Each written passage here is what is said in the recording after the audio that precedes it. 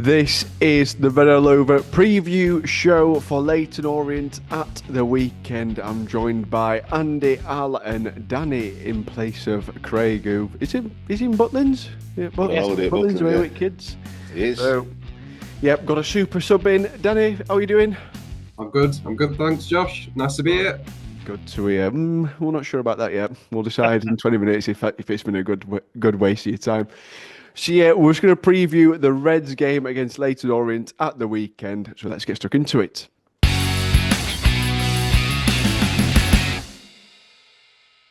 So, Andy, Leyton Orient at the weekend, and just before we started recording, we was like, oh, they're down there, but it seems like at the minute, they're on a fairly decent run.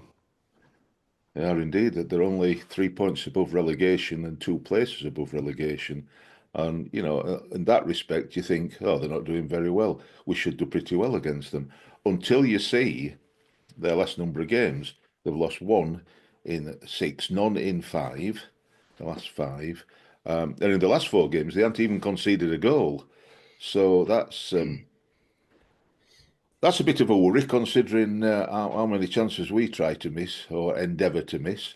It makes it a bit more, I wouldn't say a bit more interesting. I'd as sooner them being absolutely rubbish and not be on a run, because that'd be more interesting to me for us to win and win well. But it's going to be an interesting game. Yeah, it certainly is. Al, I'm just going to pull the stats pack here. So, manager Rich Llewellyn's been in charge since March 2022. And he won League Two with him in 22-23 season. Top scorer Charlie Kelman on 4 goals. Striker on loan from QPR. Sat 18th in the league, as Andy's mentioned there. Form lost 1 in the last 6 to Huddersfield, only lost 1 in the last 9, including EFL Trophy and FA Cup. Key player Tom James, right back, featured 15 times this season in the league, contributed 2 goals and 7 assists in all comps.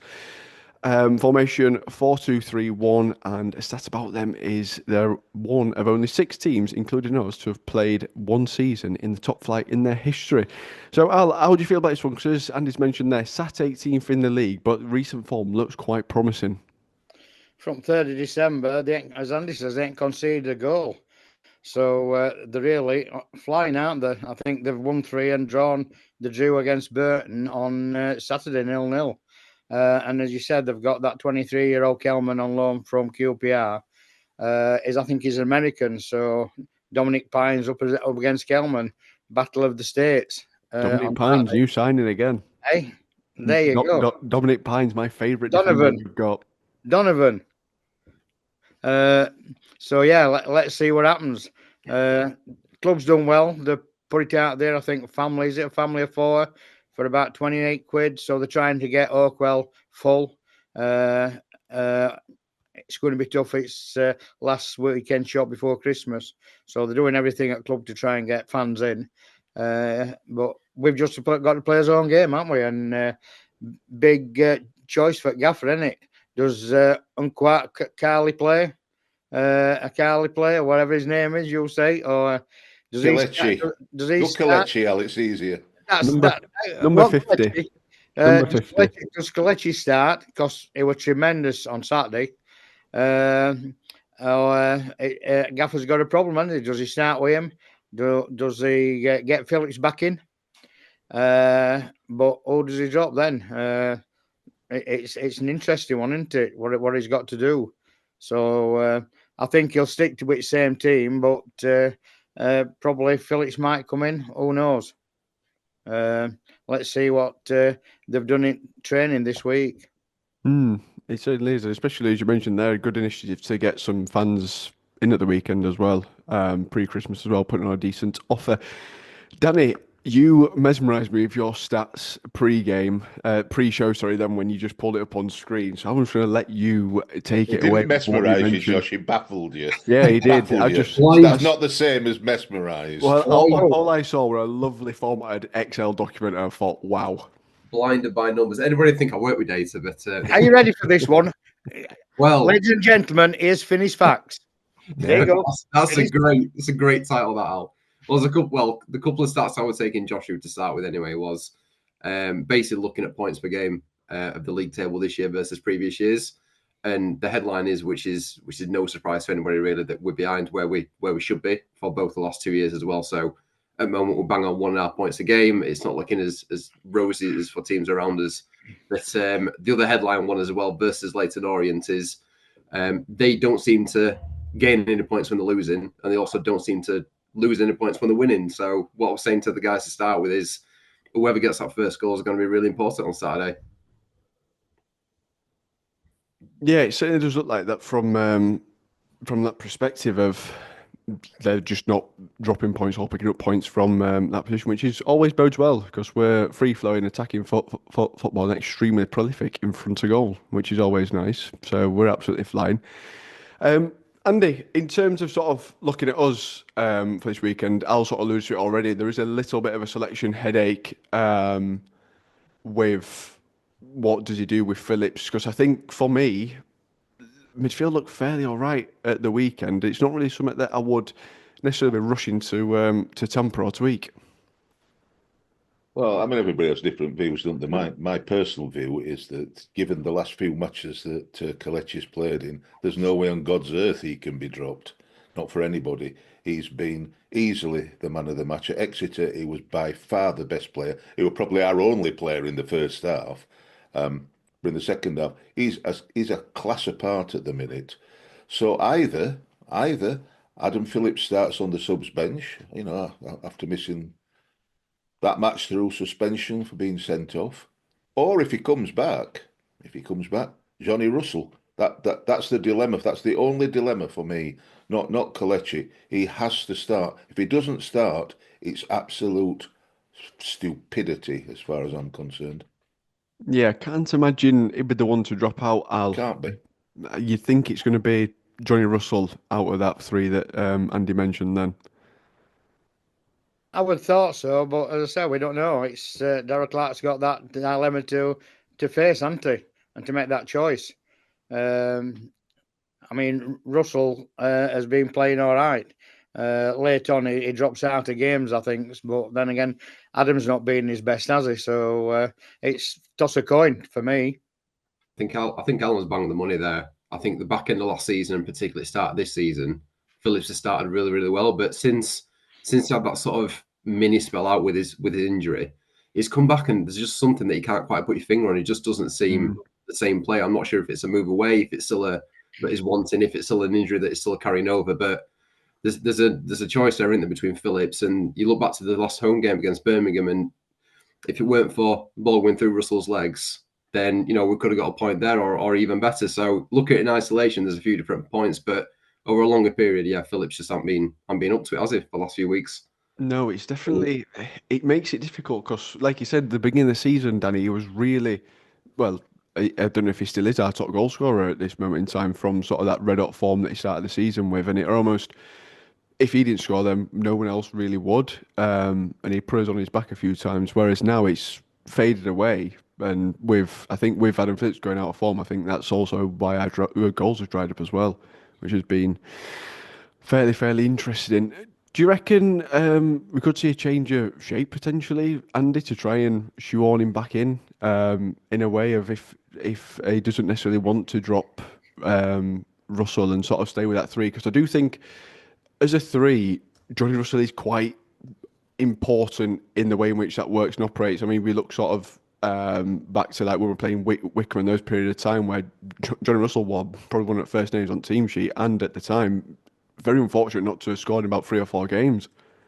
He could do a number of things, couldn't he? What I hope we don't do is to go for whatever you want to call it, a front three or a front one, with Keeler Dunn wide on the left and Adam Phillips wide on the right, because I think it wastes them both, if I'm honest.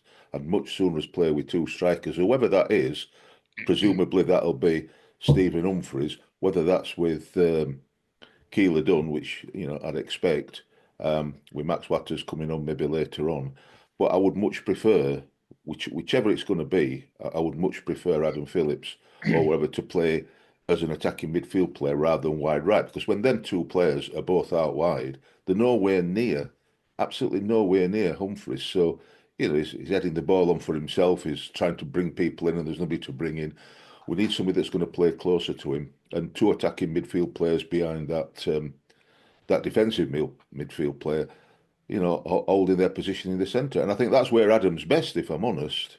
Rather than out wide right, I think he's best in and playing it out wide for whoever's at right back, which presumably it'll be Corey O'Keefe. Could be Cotter, but it's more likely to be Corey O'Keefe, I would have thought at this moment. So I would hope that he don't go with those two playing as wide players. But, you know, he earns the salary. It's his decision to make, isn't it? Not ours.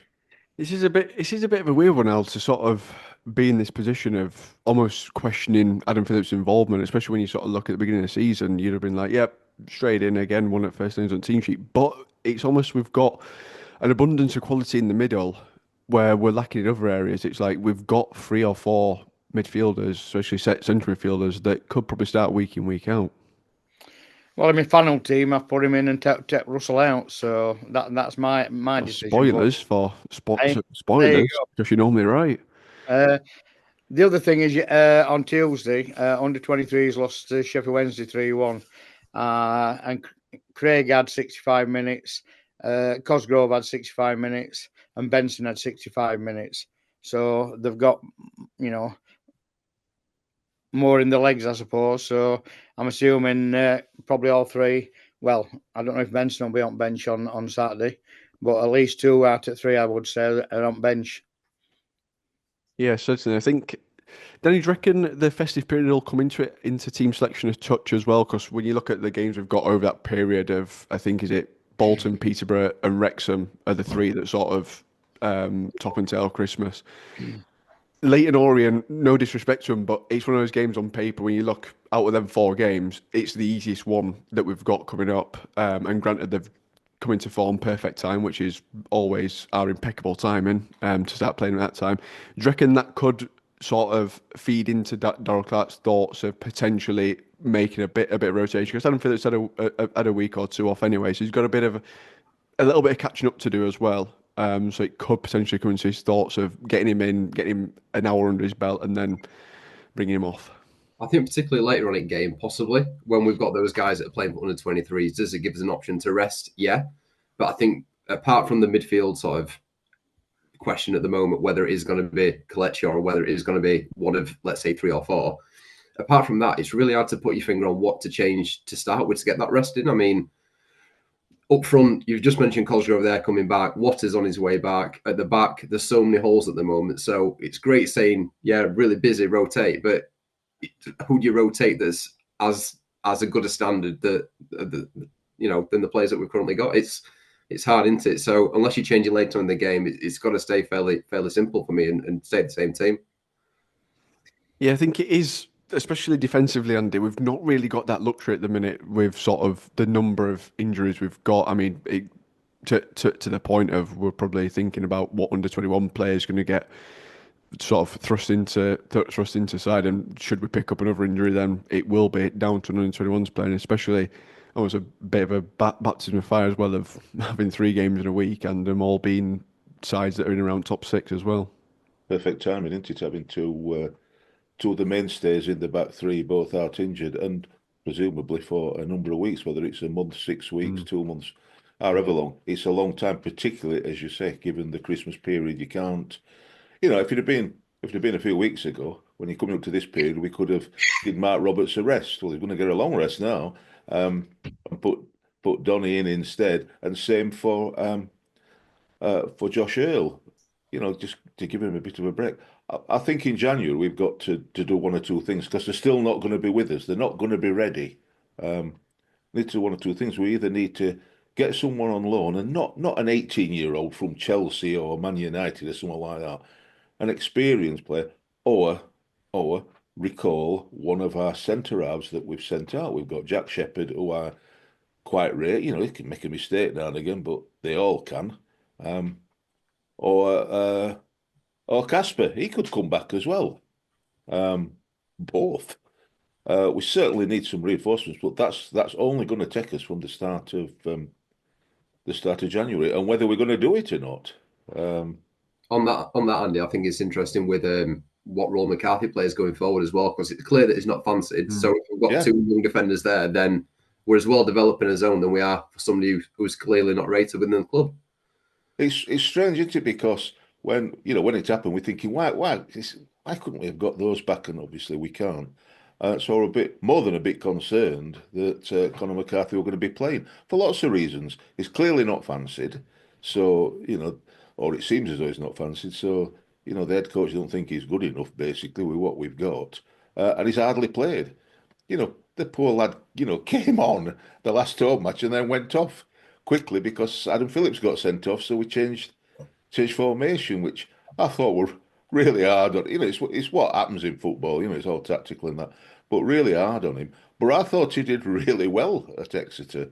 So I feel apart from injuries, I feel a bit better about the back three than I did on Saturday morning. That's for sure. I think that's a really good point you mentioned there of sort of the conundrum we've got there, Al, of do we bring back Jack Shepherd and Lapata and sort of wait out till January, and then because by that time, end of January, going to be looking at Roberts and Earl being back, which at the end of the window we can send them back out on loan, or do we bring in a loan signing to sort of basically patch up Jan and then get back to Josh Earl and Roberts and Dejuvne as that three, because then you've just got someone that's potentially just been sat on the bench taking up a wage and a loan spot. In defence, I don't think we've got as much into under 23s, under 21s to come in. I think we've got Connor Barrett, we've got Nathan James, we've got is it Zach Kozluk, and other one is Aidan Pickard. I think out of them, it's Aidan Pickard who'll probably stand a chance coming in and coming into that back three, or if they change it to a back four. But we desperately, at this moment in time, we said we wanted a striker coming in. We've got to find a defender, haven't we, for cover. Just bring us own back, Al. Hey? Just bring our own back. Well, yeah, I don't know. Yeah, don't cost us out, does it? Just bringing them back. Do you think, Danny, we could see a change in formation to sort of help get through this? Because we are basically one injury away from really having to shoe on either a wing back like we saw with Jordan Williams the whole last season into that back three, or you change to four and you just use your two fit centre halves and just have a little bit of a change of formation. I can't see it short term, and the reason I say that is particularly up front where we've only literally got two fit options at the moment. It feels so. It's almost like if you go to one up front or let's say a three with one left up top on his own. Do either of you guys see either DKD or Humphreys been that lone striker? And I just don't see it at top end of pitch how that all funnels into that one person. So at the moment, I think it's got to say two up front with wing backs. So how it works with three at the back, two at the back, I think that's a sort of wider question. How many defenders we've got fit, to be honest. But no, I think it'll stay pretty consistent at the moment. I mean, I'm going to put it out there. Barry Cotter, right centre half. I think there's something in that. He can carry it forward. He can back up O'Keefe. That's got goals written all over it. I don't fancy doing a step over and losing it though when he's on edge of his own box. Yeah, but that's just right when he's up by corner flag. But yeah, not that. No, that's fine. Edge at box. Well, Andy, it's like Bob Earnshaw, but Bob Earnshaw took ball. Cotter runs without ball. They flatters to deceive. I've never heard of that man. Bob Earnshaw were a part-time player. He was a teacher at Wickersley Comp in Rotherham, and he was one of the few part-time players we've had. And he was a right winger that could. It was quick, but like Alan says, you didn't know what he were going to do. It was a mercurial right winger. He could beat five men, go across the pitch from his own into the penalty area, fall over, or run it out of play. The end result weren't particularly great, but it could beat everybody and then fall over. It were a joy to watch. Like Bazza, he got people off the seats and then sat down groaning when he ran it out of play. In deaf seats then, Andy. Only in West Ham. I was up at West Stand, Al. I weren't like you. I went to ruffian like you, Al. Comfort. You want a brewery stander? Oh, yeah, like brewery stand. We just used to watch your sods walk from one end of it to other end of it. So there were a time at West Stand, what most advanced stand. Yeah, West Stand. West Stand. We're all standing where you sit, Josh. But yeah, the upper bit. That was the stand. I understand because it's called grandstand, But when I was little, it always seemed a bit stupid to me to call the one place that you sat down the stand. It just sounded a bit odd because everywhere else you could stood up. Alan, when we were at Brewery Stand, now known as the Quality East Stand, that used to be that that used to be standing. And if you're kicking in Cop, which is the Barry Murphy stand now, just oh dear, I can't believe I meant to explain this. All the spectators were over that side of pitch. Then at half time when we turned round, they all moved to that side at the stand. They were all And they had a little turnstile to go through, didn't they? they were all the sort move. All the sort move in that brewery stand. Something wrong with them. To get up Muckheap. Hey, he Oh, steps in. And if game wasn't good on Oakwell pitch, you could turn round and watch Cork Ground and watch another pitch, a game of football, from away end now, what it is. And if you didn't like on Cork Ground, you could turn to it right and watch Brewery. Brewery had a team, so you got 3 matches going on, and you were never bored of seeing a good game of football.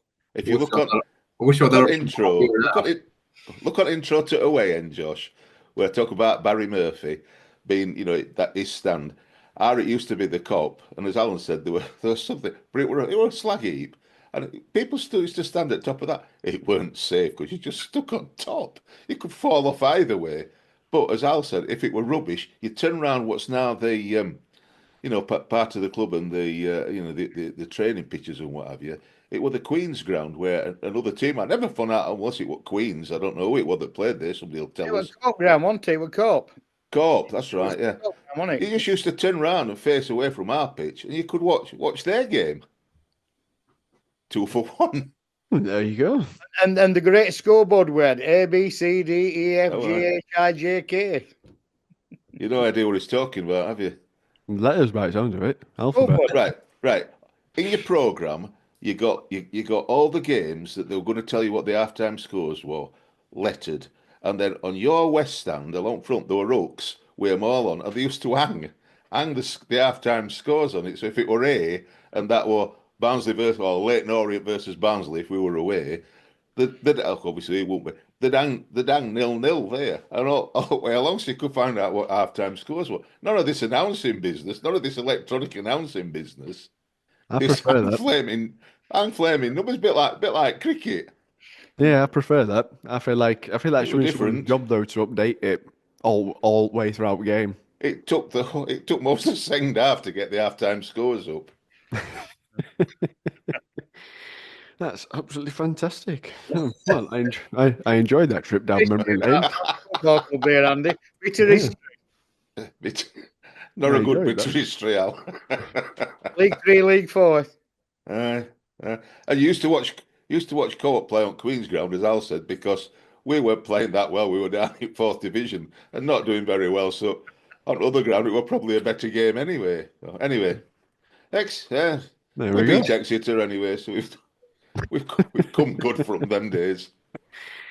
There's been improvements. Yes, get your thoughts in the comments down below of what you would do with the selection headache that Donald Clark's got this weekend. Would you change formation with the defensive injuries that we've got? Because I think Earl and Roberts are out for 4 to 6 weeks between both of them. And then also, would Phillips come straight back in? Would it be a straight swap for one of them? Would you try and change shape to try and shoe on all 4 of them in, if possible? See what happens there. Right, predictions. We know what yours are going to be, Andy, so we'll start with you, Al. I'm going for a clean sheet. It's Christmas.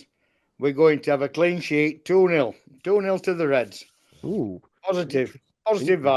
I'll probably be wrong, but hey-oh. Yeah, well, you win some, you lose some. I'm interested to see what your thoughts are, Danny, given that you've got a sheet there that tells you points per game and scores from when teams have gone in front or behind. So I'm interested to see football's not played on paper, though, or on a computer screen nowadays. Irrespective of FIFA 24, it's on a pitch. 25 now, Andy. 25's come out.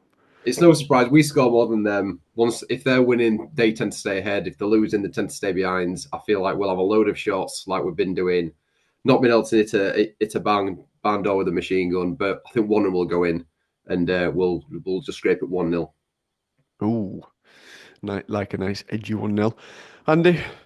Well, we said they've not conceded a goal in 4 games, and they've got Omar Beckles at the back, who I remember very well for Shrewsbury, and Animal, that's the word I was looking for. He certainly likes a tackle. Whether it's to get the ball or the man or both or wherever, I think he'd probably tackle a goalpost if he were near enough to it. So, you've got to watch for him because he'll be. I hope our players wear shin pads up back of the legs as well as on front of the legs because they might need it with Omax. He's tough. He's tough. What we're going to say is Industrial. aggressive but fair. But no, it's just industrial, bless him. But, he's getting a living artery. Can't blame My him for kind of that. player. So not conceded at all. So we've got to put that right, haven't we? I mean, we'll they haven't conceded 1 in 4. So are we going to get 2? Are we going to get 2? I don't know. So 2-1.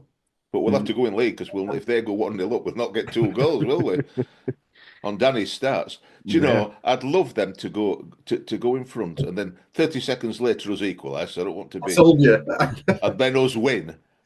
I'd love that. No, it's going to be love 4. it. Great I'd love it. 4-3. That Danny's not coming back on again because his stats are rubbish. 2-1. Without a doubt. 2-1. Easy.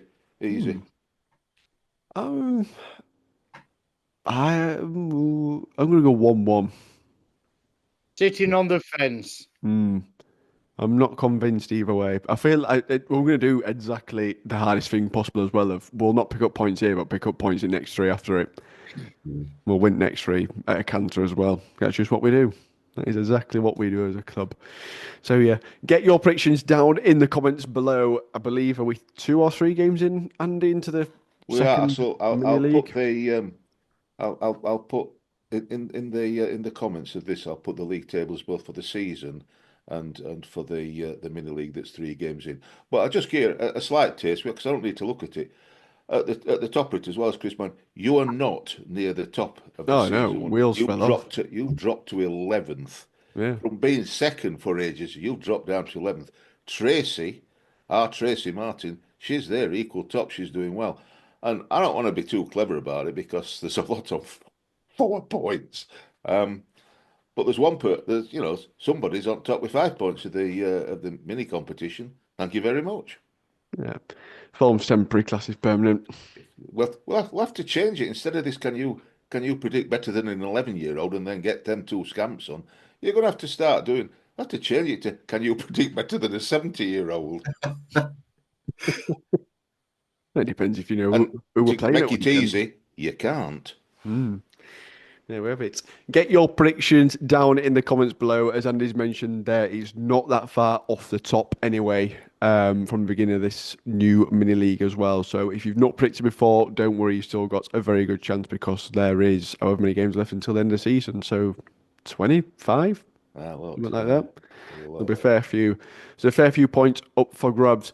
Right, we'll be back on Sunday morning with our reaction to the Leyton Orient game.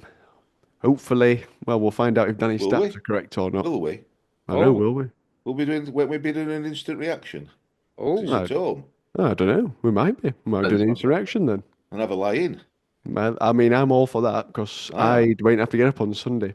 So yes, we'll be back. There might be one Sunday as well because we've 2 games to predict, haven't we? We've got 26th and 29th. We've got Bolton and Peterborough. Oh, probably will be back on Sunday then as well. Dear God. So we're back with instant reaction on Saturday, then potentially a preview on Sunday. We'll see. But yeah, hopefully we'll find out if Danny's stats are any good or not, depending on who scores first and how it finishes. So no pressure. Better Alan's. Alan gets his wrong. I think that needs to be coming on every Red Oliver show now. Finish facts. Yep. He's got to be there, hasn't he? Danny's got to be there. Yeah. It's taken me about 8 years to get another call up after radio days, so not looking good so far.